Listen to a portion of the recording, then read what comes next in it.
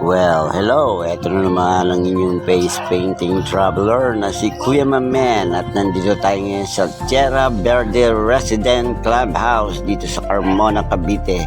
At eto, nandito na rin pala ang mga clown performer and preparing na rin bago dumating ang mga guests. So ako ay nag-set na ng aking table setup for the day at nag-picture muna kami before the program starts. So eto na, pinailaw ko na ang aking face painting table dahil medyo night time ang party day ito.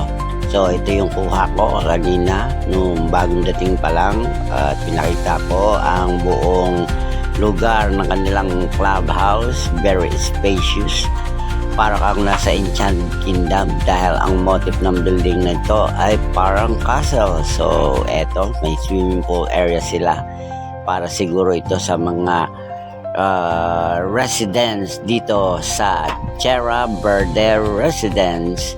So napakaganda ng place na to.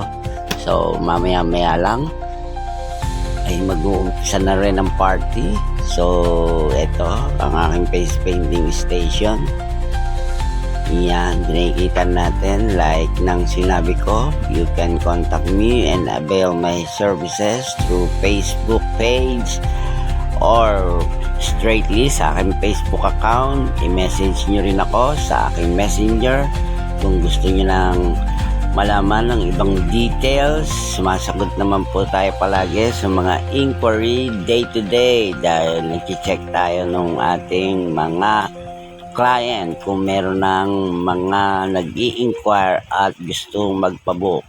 So, hanggang susunod na party, kita-kits tayo mga friend. So, ito ang aking mga gawa, ang aking face painting for this day. So, hanggang susunod, kita-kits!